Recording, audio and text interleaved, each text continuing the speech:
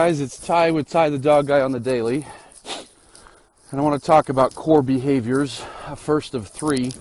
When we talk about core behaviors, I found over the years that there's three behaviors that if a dog does them, and does them well, we can manage and or solve about 90 to 95% of things that bother people about their dog's behavior. So those core behaviors, core obedience behaviors, are a dog that comes when called, stays when told, and walked properly. If dogs do those things, those three things, that might be various commands, because I might want the dog to sit and stay and lie down and stay. You know, I might want the dog to walk properly on leash, off leash. So we might be talking about different commands. But those three concepts, those three behaviors are critical. And if you have those, not only have them, but the dog does them well, you can manage almost anything. And so I want to do kind of my next few podcasts on these core behaviors and talk about how to do them, because nearly every person I meet, every dog owner I meet for the first time, their dogs have an understanding of core behaviors, but it's at a level that's not useful.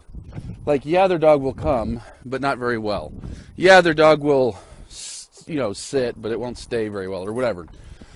And so when the time comes that they need to apply that obedience to an aggression situation or, manners issues because somebody's knocking at the door, well, they can't get their dog to come or stay once the distractions are up. So, like I said, I'm going to talk about, certain things that we can be doing to make sure that that we can get our core behaviors down better. So today I want to talk primarily about coming when called. This is a big one. If you have a dog that comes when called,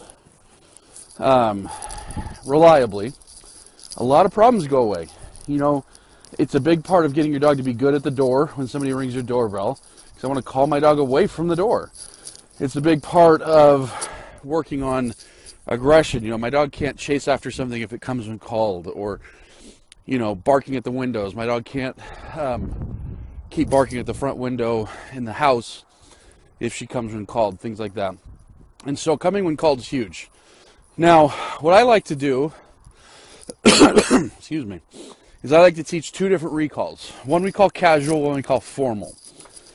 So the reason we do two is because most people tell their dogs come like 50 times a day, right? It's come here, Sparky, come here. And we say come all the time. That's fine. But anything that we say that often is going to lose some of its meaning. It just will, because we're not going to be, reinforcing it all the time. And so because it gets used a lot, it's going to get a little bit, to a degree, lax. And so I allow that with my casual recall.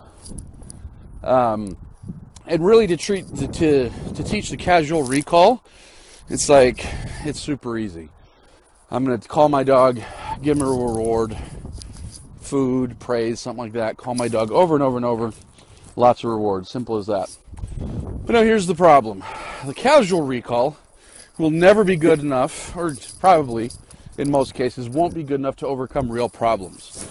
Your dog will probably really enjoy coming when called, but, when the chips are down and the dog is presented two options, the dog is presented come when called and get some praise, maybe a treat, or chase the cat, the dog's going to be like, well, that was a cool idea of coming when called, but that's a cat, dude. I'm going after the cat. So,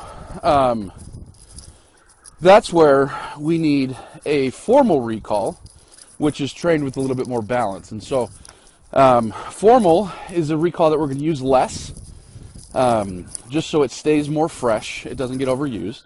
So I tend to use a different word. I'll often use the word here, or it could really be anything, just something that you're not going to overuse. And so that's one difference there. And the other difference is in how I train it. And so with the casual recall, I don't do a whole lot more than just simply, throwing some praise on the dog. But again, like I say, that's not going to cut it for real world training. And so that's where, with the formal recall, usually what I'll do is I want to create a reflex out of the command. And so most commands don't need to be reflexive. If I say sit, you know, the dog didn't need to drop his butt to the ground immediately. He can think about it for a second. If I say down, if I say heel, whatever. But with my formal recall, that's the one that I might use when my dog's chasing a ball and, oops, it bounced into the street, and here comes a car, and I got to call you immediately.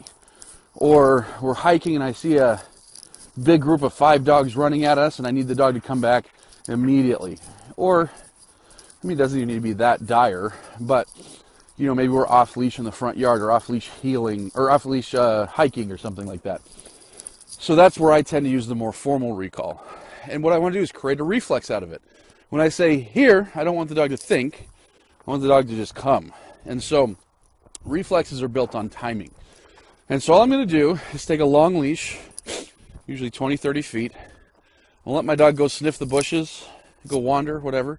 I'm going to say here, and then immediately a quick little pop on the leash. It's not even a correction. It's more of like if you're like flicking your buddy, like, hey, pay attention.